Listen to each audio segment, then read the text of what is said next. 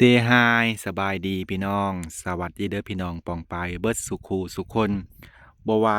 สิอยู่ลาวอยู่ไทยอยู่ต่างประเทศมาพอกันอีกแล้วครับบ่าววงพี่น้องมื้อนี้ออกมาหน้าคือเก่าเพราะว่าอยู่บ้านแล้วมันบ่มีหยังเฮ็ดออกมาหน้าแล้วมาเบิ่งวิวมานอนเวียนอยู่หน้าพี่น้องมาบ้าเบิ่งสังเกตเบิ่งกาคือมาเหี่ยวกำลังสิ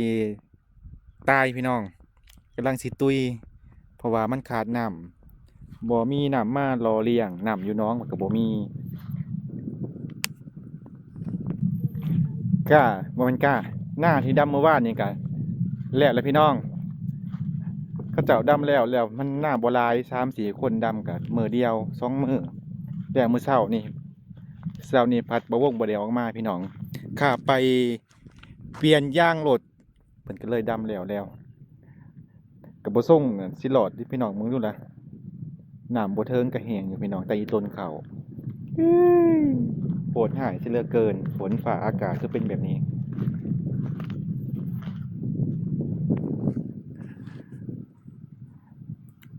มึงดูพี่น้องผ่าแจ่งจางปางอยู่พ้นอยู่ไซสิมาตกโอ้ไม่กอดมันอยากสุดยอดอะไรเด้อันนี้ก็เป็นกาหน้าเช้าที่เพิ่นตกเด้พี่น้องที่บ่วงไทยลงมื้อนั้นเด้กะออกดีเด้นี่ถือว่าออกพอสมควรพี่น้องบ่ห่างบ่ถี่เกินไปพอดีงามงานเริ่มเคลียร์แล้วเด้แต่ว่าคือมีแต่หอยข่วยหอยงัวสงสัยข่วยมาผ่าเด้พี่น้องควายถ้าบ่เป็นคน ต้องเอาอันเสียงให้มันชัดเจนเด้ควายเป็นกระแจอายุเฮ็ดบ่กระแจรถอยู่หั่นนะใช่คือบ่ไปเอาไปดีกว่าลูกวันนี้มายังนี่มายังกินมะม่วงจะบอกไปว่ามากินมะม่วงพี่น้องมาหนังลินน้องดินมาลินกับน้องอิ่มเพราะว่าบ่มีหมู่ลินคือวงเสียงเพิ่นนั่งคุยก็ได้เอาทำในบ้านมาที่บ่ยังก็เบิ่งโลดทำก็กินข้าวเมาอิ่มบ่กินข้าวเมาอิ่มสิกินเหล้าใช่คือเมาเหล้าแล้วกินเนาะแม่นบ่ใส่เมาอิ่มบ่เมาเหล้าเอ้ยรักจบตัว ตัวจะไผตัวไผเนาะคนเสียงบ่ต้องเคยเนาะถึงแค่ก็ขึ้นตรงนี้เดี๋ยวขึ้นดังไรมันสิเข้ากล่องเฮาเนาะแต่ผมถึงไม่เสียเป็นบ่ทำเพียงสบายเนาะเที่ยงก็ไปอัดจนเบิดจนบ่มีเห็นมันล่มเข่าแม่มันโจมก็กูกินบ่อิ่มมะม่วงนี่อิ่มฮะบ่อิ่มบ่กินนะถามกับบ่ปากอ้าวส้ม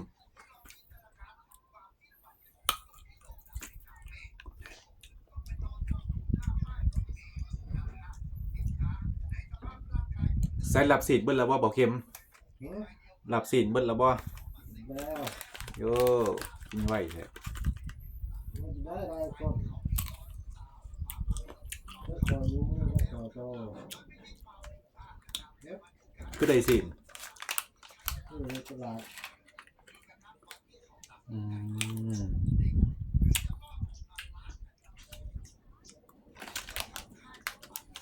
กากกระเหียหมดแล้วเอ้าสิหลอดหรือบ่หลอดมันกากบ่ถึกน้ำบ่มี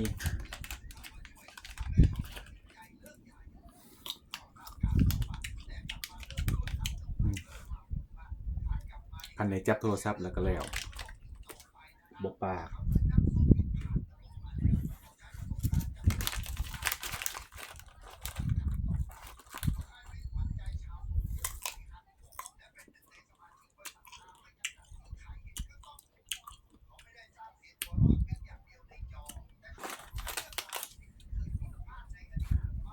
มังม่วงเดือน7ก็ยังมียังมาอยู่คิดเบิ่ง82 หนโอเคมื้อใดฝนสิตกนะมื้ออื่นบ่เดี๋ยวมาลุ้นกันมื้ออื่นพี่น้องฝนสิตกบ่มื้ออื่นฝนตกนี่ก็โลกาดำหน้าเด้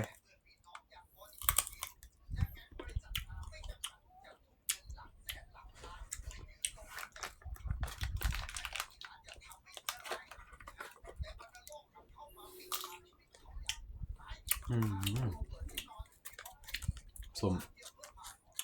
เห็นคอมเมนต์หนึ่งเพิ่นคอมเมนต์ถามมาวงว่าเรียนจบปริญญาตรีคือบ่ไปหาเวียกเฮ็ดหรือว่าไปหางานทำอันนี้บ่วงก็ได้ตั้งเป้าหรือว่าวางแผนไว้แล้วพี่น้องว่าหลังสงกรานต์หรือว่าหลังภายในเดือน4นั้นสิเข้าไปสมัครเวียกอยู่ในบริษัทหรือว่าไปหาเฮ็ดเวียกอยู่ในบริษัทที่สะหวรรณเขตเพราะว่าบ่วงเคยอธิบายไปแล้วว่าตัวเมืองสะหวรรณเขตก็เป็นศูนย์กลางเศรษฐกิจอันดับ2ของประเทศลาวรองจากนครหลวงเวียงจันทน์พี่น้องก็คือจะมีบริษัทต่างๆมีบริษัทมีโรงงานเข้ามาตั้งอยู่ในตัวเมืองสะหวรรณเขตนั่นแหละพี่น้องอันนี้มะวงก็ได้วางแผนหรือว่าตั้งเป้าหมายว่าหลังสงกรานต์จั่งสิได้ไปเฮ็ดเวียกอยู่บริษัทสะหวรรณเขตแต่หลังจากหลังสงกรานต์มะวงก็ได้ไปบ้านอำมาลาที่ FC หรือว่าพี่น้องเห็นนั่นล่ะเพิ่นก็ได้แนะนำว่าให้ถ่าย YouTube ลองเบิ่งเทื่อมันได้เทื่อมันได้ก็เป็นไปได้มะวงก็เลยลองทั้งที่งาน YouTube นี่มันบ่แม่นงานถนัดของมะวงเดะแต่ว่ามะวงก็บ่ได้ปิดโอกาสหรือว่าปิดกั้นมะวงก็พร้อมนำเอาสิ่งใหม่ๆเข้ามาในชีวิตเพื่อมาพัฒนาตัวเองพี่น้องอันนี้ก็เป็นสิ่งที่ท้าทายเดะมะวงก็สิว่าจั่งใดพี่น้องมันก็เป็นสิ่งที่เราบ่คุ้นเคยแต่ว่าก็สิพยายามพัฒนาให้มันดีๆขึ้นไปกว่าเก่าหลังจากสงกรานต์แล้วพี่น้อง ก็ได้ขึ้นไปเล่นบุญบ้านอำมาลาก็คือบุญบั้งไฟนั่นล่ะเพิ่นก็แนะนำให้ถ่าย YouTube ลง YouTube บ่วงก็ถ่ายลงคลิปแรกหรือว่า EP แรกในวันที่1เนาะพี่น้องก่อนบ่วงสิเดินทางไปวันเกิดอำมาลาผัดบังเอิญยอดวิวเพิ่นสูงนี่พี่น้องคลิปแรกนั้นยอดวิวประมาณ 4,000 คลิปที่2ยอดวิวประมาณแตกหมื่นเด้พี่น้องบ่วงเจอได้อยู่แตกหมื่นอยู่แตกหมื่นเดี๋ยวนี้ก็หมื่นหนึ่งหมื่นปลายพุ่นล่ะอันนี้ก็ประมาณหมื่นปลายพี่น้องคลิป EP 2นั้นอำมาลาก็เลยว่าให้นำให้พยายามถ่ายลงเรื่อยๆบ่วงก็เฮ็ดตามที่เพิ่นบอกนั่นแหละพี่น้องมื้อละ2 3คลิปมื้อละ2คลิป3คลิปบัดมาเบิ่งยอดวิวเพิ่นสูงเด้ถือว่าสูงพอสมควรแล้ว 6,000 7,000 พี่น้อง บ่วงก็ถ่ายไปเรื่อยๆจนฮอดวันที่25หรือ26นี่แหละพี่น้องมันสามารถให้เปิดสร้างรายได้แล้วก็มาเบิ่งยอดเงินพี่น้องมันก็คือว่าสูงอยู่พี่น้องใครกว่าเขาไปเฮ็ดเวียกอยู่ในบริษัทเพราะว่าคันสิเข้าไปเฮ็ดเวียกอยู่ในบริษัทอยู่สะหวรรณเขตเงินเดือนเริ่มต้นก็ประมาณ5ล้านจบปริญญาตรีพี่น้อง5ล้านกีบบ่แม่น5ล้านบาทเด้5ล้านกีบแล้วเราก็มาไล่ค่าอยู่ค่ากินออกค่าอยู่ค่ากินค่าห้องค่าไฟค่าน้ำมันรถคันมานสุดก็สิเหลืออยู่ประมาณ2ล้านหรือ1.5ล้านพี่น้องต่อเดือนเฮามาสร้างเบิ่งแล้วมันบ่ส่งได้พี่น้องบ่ส่งรอดขนาดเงินเดือนนั่นบ่วงอยู่ปากซองนั่น7ล้าน8ล้านก็ยังเหลือบ่หลายเลย2-3ล้านประมาณนี้ล่ะแต่ว่าเฮามาถ่าย YouTube ผัดเฮากินอยู่เรือนเจ้าของกินข้าวอยู่เรือนเจ้าของนอนอยู่เรือนเจ้าของค่าฟอกค่าไฟก็มันก็บ่ได้แพงเดะก็อยู่เรือนเจ้าของเนาะพี่น้องมันก็ได้เบิ่งแย่งดูแลพ่อกับแม่เพราะว่าเพิ่นก็เฒ่าเดะนับมื้อเพิ่นก็เฒ่าไปเรื่อยๆพี่น้องอันนี้ความคิดบ่วงเดะเฮาอยากอยู่กับพ่อแม่เพราะว่าเฮาก็บ่ได้อยู่นำเพิ่นมาหลายปีแล้วพี่น้อง5ปีแล้วก็เลยตัดสินใจมาถ่าย YouTube แบบจริงๆจังๆแล้วก็มาเห็นผลตอบรับมันก็ดีเดะพี่น้องมันก็ดีกว่าเฮาไปเฮ็ดเวียกอยู่บริษัทเดะ ก่อนสิมาถ่าย YouTube นี่พี่น้องโอ้ก็ได้ไปไปลงทะเบียนไปเกาหลีแล้วก็แล้วก็ไปสัมภาษณ์ก็คือบ่กันคือพี่น้องเห็นนั่นแหละไปสัมภาษณ์สวงวันที่25เดือน5พี่น้องแต่ว่าตอนนี้ก็ยังเงียบเด้ผลสัมภาษณ์กับบ่ทันได้ออกยังบ่ออกเลยเดี๋ยวมาลุ้นกันว่าสิออกเดือนไหนมื้อใดพี่น้องอันนี้บ่วงกับปล่อยจอยไปแล้วเพราะว่าเฮาสิไปจริงจังหลายกับมันบ่ได้เด้ ได้ไปก็ไปบ่ได้ไปก็บ่ไปบางทีถ้า YouTube อาจสิได้หลายกว่าอยู่เกาหลีก็เป็นไปได้เด้พี่น้องหนึ่งมาเฮาก็ได้ซอยเวียกครอบครัวพ่อแม่เด้เฮาก็มีคอนเทนต์ถ่ายที่สมมุติเฮาไปดำนาลกกาไถนาเฮาก็มีคอนเทนต์ถ่ายให้ FC หรือว่าพี่น้องเบิ่งเฮาไปอันหาอยู่หากินไปหาเฮ็ดหาฮ้อนหาปูหาปลาเฮาก็ได้ถ่ายให้ FC เบิ่ง คันได้ไปเกาหลีนี่แน่นอนพี่น้องมันบ่มีเวลาได้ถ่ายแน่นอนเพราะว่าหยังเราต้องได้เฮ็ดกับเวียกกับงานแม่นอยู่ได้จับอยู่โพดนั่นโทรศัพท์นั่นก็ได้จับบ่หลายพักเที่ยงกันสิได้ถ่ายก็ได้ถ่ายตอนเลิกเวียกพี่น้องตอนแลงสิได้จักคลิปกับมื้อละคลิปหั้นเลยพี่น้องคันว่าไปเกาหลีเพราะว่าเราก็โฟกัสเรื่องเวียกเรื่องงานหลักๆเด้เพราะว่าเขาก็จ้างเราเด้พี่น้องสิไป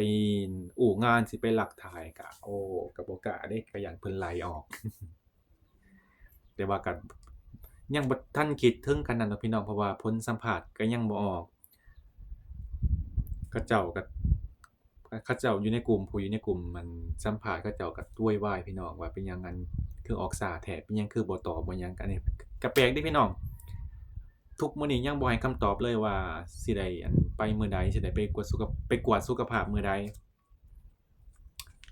แต่ว่ามันก็มีหลายบริษัทเดะพี่น้อง ก็สิประมาณนั้นพี่น้องอันเรื่องไปเฮ็ดเวียกก็บ่วงมาคิดมาซังซ่าเบิ่งแล้วว่ามันบ่ได้ท้อทาย YouTube ส่ำนี้นะพี่น้องไปเฮ็ดเวียกหยังอยู่บริษัทนั่นบ่แม่นว่าบ่วงขี้คร้านเด้อันนี้บ่วงบ่ได้ขี้คร้านพี่น้องเรื่องหาเงินนี่บ่วงเต็มที่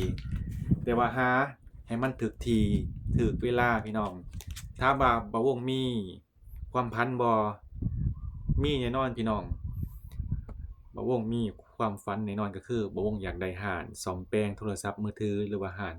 ขายมือถือนั่นเองหรือว่าร้านซ่อมมือถือก็คือบ่วงอันได้อธิบายไปในคลิป EP ที่2นะพี่น้องว่าบ่วงอยากมีร้านโทรศัพท์เป็นของตัวเองบ่ขอร้านใหญ่ร้านน้อยๆก็ได้แล้วก็ค่อยๆพัฒนาค่อยๆขยายไปทีละน้อยพี่น้องทีละน้อยทีละก้าว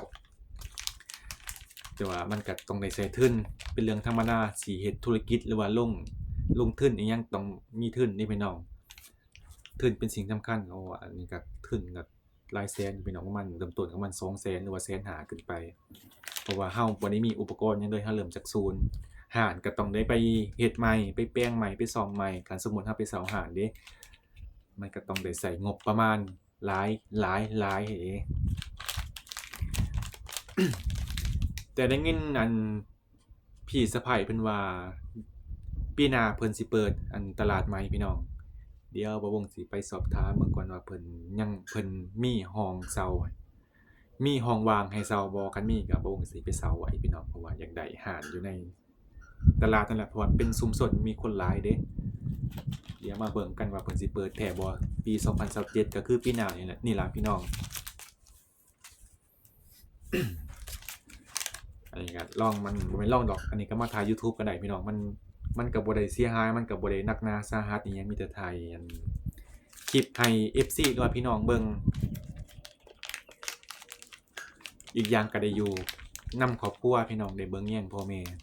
ได้ซอยเวียกพ่อแม่เพิ่นก็อยู่สองเฒ่าเด้ซะ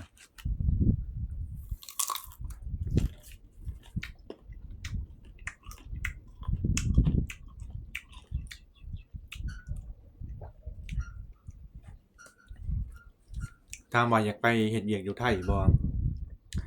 อันนี้ยังบ่คิดเด้พี่น้องเพราะว่าเราบ่เคยไปเฮ็ดเวียกอยู่ต่างประเทศเราก็ย้านเด้ย้านอยู่บ่ได้คือเขาเจ้าอยู่ไทยก็มีอันสิมีอันร้านอาหารร้านขายน้ำร้านพวกหยังพี่น้องพวกสร้างพี่น้องก็สิประมาณนั้นล่ะส่งเครื่องส่งของขายเครื่องขายของแต่บ่ฮู้ว่ามันถูกกฎหมายบ่พี่น้อง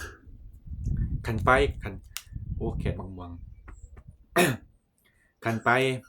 ก็อยากไปในแบบที่ถูกกฎหมายก็คือเฮ็ดบัตร MOU พี่น้องบ่อยากไปแบบลักลอบหรือว่าไปแบบพาสปอร์ต60 วันพี่น้องอีกบ่อยากเสียเวลาเขาถามมาจำบัตรพี่น้องมันเสี่ยงได้ขี่รถอันนี้ล่ะนี่เรื่องขี่รถนี่บ่วงกับบ่ค่อยโอเคเพราะปานใดบ่มักขี่รถปานใดคันขับเองนี่แค่นี้เพราะเฮามีสติพี่น้องอันนี้ขี่นำหมู่ไปนำหมู่นี่เฮาบ่ฮู้เด้เฮามีสติแต่ผู้ขับบ่มีสติก็มันก็คือเก่าพี่น้องเมื่อบ่ฮะเมื่อบ่ เมื่อวานเนาะ โอเคพี่น้องก็สิประมาณนั้นล่ะสรุปก็คืออยากอยู่นำครอบครัวก่อนก็ถ่าย YouTube ไปนำพี่น้องมันรายได้มันดีกว่าไปเฮ็ดเวียกอยู่บริษัทอยู่ในเมือง หวานเนาะ แม่นเมืองทางบ้านแม่นก็สิประมาณนั้นพี่น้องเหตุผลที่บ่ได้ไปเฮ็ดเวียกอยู่บริษัทอยู่ในเมืองก็อยากอยู่นำพ่อแม่แล้วก็เฮาก็เฮ็ดเวียกเด้ก็คือถ่ายคลิปเนี่ยเวียกหลักเฮาก็คือถ่ายคลิปถ่าย YouTube ให้ FC เบิ่งก็สิประมาณนั้นพี่น้องโอเคพี่น้องบ่าววงก็สิได้จบคลิปไว้เพียงเท่านี้สุดท้ายนี้บ่าววงก็ต้องขอบคุณขอบใจ FC หลายๆที่เขามาติดตามเขามาคอมเมนต์กดไลค์กดแชร์เป็นกำลังใจให้บ่าววงเดี๋ยวพอกันใหม่พี่น้อง EP หน้าสบายดี